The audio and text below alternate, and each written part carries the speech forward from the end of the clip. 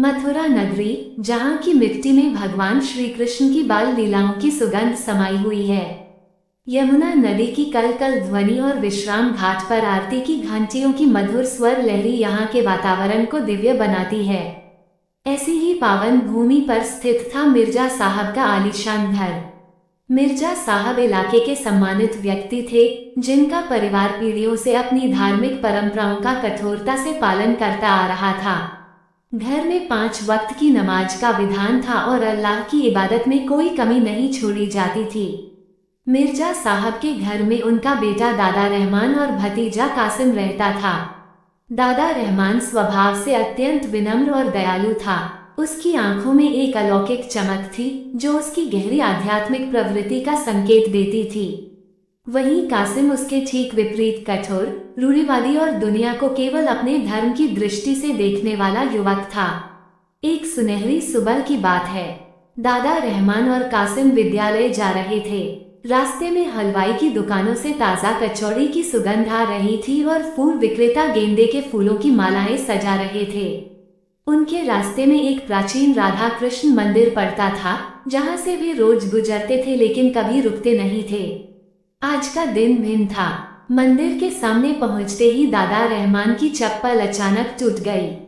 जब वह चप्पल ठीक करने के लिए नीचे झुका तो उसकी नजर अनायास ही मंदिर के गर्भगृह में पहुंच गई।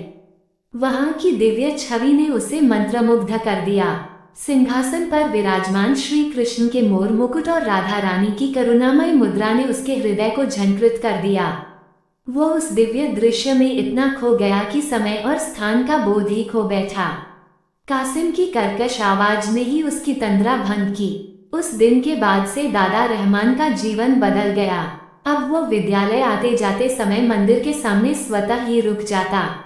भीड़ में खड़ा होकर वह दूर से ही उन दिव्य मूर्तियों को निहारता रहता। उसे ऐसा प्रतीत होता मानो राधा रानी उसकी ओर देखकर मुस्कुरा रही हों और कृष्ण अपनी बांसुरी से उसे पुकार रहे हों। कासिम उसे रोज टोकता, तू दोजख की आग में जलेगा दादर, ये बुतपस्ती है। पर दादा रहमान मुस्कुराकर उत्तर देता, जहाँ इतनी मोहब्बत हो वहाँ आग कैसे हो सकती है कासिम। खुदा तो मोहब्बत से खुश होते हैं ना, मैं तो बस उस प्रेम को देख रहा हूँ। कासिम का धैर्य जवाब दे गया। उसने मिर्जा साहब से सब कुछ बता दिया। मिर्जा साहब का चेहरा क्रोध से लाल हो गया। उन्होंने दादा रहमान को बुलाया और कठोर स्वर में पूछा, क्या ये सच है दादर? दादा रहमान ने सत्य नहीं छिपाया। उसने विनम्रतापूर्वक उत्तर दिया, जी अब्बा जान, मैं रुकता हूँ क्योंकि वे बहुत सुंदर हैं। उनकी आंखों में जो करुणा है, जो शांति है, वो मुझे कहीं और नहीं मिलती। ये सुनते ही मिर्जा साहब का क्रोध चरम पर पहुंच गया। उन्होंने दादा रहमान को छड़ी से पीटना शुरू कर दिया। हर प्रहार के साथ दादा रहमान के मन में केवल एक ही शब्द गूंज रहे थे, राधा कृष्ण, राधा कृष्ण। उस रात दादा रहमान को कमरे में बंद कर दिया गया। उसकी शारीरिक भूख तो थी, पर उसकी आत्मा की भूख तो अब दुनियावी भोजन से मिटने वाली नहीं थी। घर वाले उसे दीवारों से बातें करते देखकर चिंतित हो उठे। मिर्जा साहब की बेगम रोती रहती। उन्हें लगा कि उनके बेटे पर किसी जिन का साया है। एक तांत्रिक को बुलाया गया। तांत्रिक ने मोरपंख का झाड़ा लगाया, राख फेंकी और मंत्र पढ़े। तभी दादा रहमान जोर जोर से हंसने लगा। उसकी हंसी में पागलपन नहीं, बल्कि एक गहरा आनंद और व्यंग्य था। तांत्रिक ने गुस्से में पूछा, तू हंस क्यों रहा है? दादा रहमान ने गहरी आंखों से तांत्रिक को देखा और कहा, बाबा, आप क्या उतारने की कोशिश कर रहे हैं? जो रंग मुझ पर चढ़ा है वह श्याम रंग है, और दुनिया का नियम है कि काले रंग पर कोई दूसरा रंग नहीं चढ़ता। ये रंग पक्का है, यह उतरने वाला नहीं है। उस घटना के बाद दादा रहमान समझ गया कि अब इस घर में उसका रहना संभव नहीं है। एक रात जब सब सो रहे थे, वह घर से निकल गया। उसके पास न पैसे थे, न अतिरिक्त वस्त्र, न कोई सामान। केवल उसके हृदय में राधा कृष्ण का नाम था। नंगे पैर वो मथुरा की सड़कों पर चल पड़ा, उस दिशा में जिधर उसके प्राणनाथ उसे खींच रहे थे, वृंदावन की ओर। जब मिर्जा साहब को इस बात का पता चला तो कोहराम मच गया। वे पागलों की तरह मथुरा की गलियों में अपने बेटे को ढूंढते फिरे। उन्हीं दिनों विश्राम घाट पर बंगाल से आए सिद्ध संत चट्टोपाध्याय जी का डेरा था। मिर्जा साहब उनके पास पहुंचे और अपनी व्यथा सुनाई। चट्टोपाध्याय जी ने पूरी बात सुनकर कहा, मिर्जा साहब दुखी मत होइए। यदि उसने ईश्वर के लिए घर छोड़ा है तो ईश्वर उसका हाथ कभी नहीं छोड़ेंगे। चट्टोपाध्याय जी के मन में उस अद्भुत भक्त के दर्शन की तीव्र इच्छा जागृत हुई। वे वृंदावन की ओर चल पड़े। लगभग 100 दिन बीत चुके थे। कड़ाके की ठंड पड़ रही थी। यमुना के किनारे एक विशाल कदम के पेड़ के नीचे चट्टोपाध्याय जी को एक युवक बैठा दिखाई दिया। शरीर पर मात्र एक पतला कुर्ता, वह भी फटा हुआ, ठंड से ठिठुरता हुआ, पर चेहरे पर एक दिव्य तेज। चट्टोपाध्याय जी समझ गए यही दादा रहमान है। उन्होंने अपने झोले से एक गर्म कंबल निकाला और धीरे से उस युवक के कंधों पर डाल दिया। दादा रहमान ने कोई प्रतिक्रिया नहीं दी। उसका ध्यान तो कहीं और ही था। तभी एक चमत्कार हुआ। एक छोटी सी बालिका, जिसकी उम्र मुश्किल से 7-8 साल रही होगी, भोजन की थाली और दूध का गिलास लिए आई।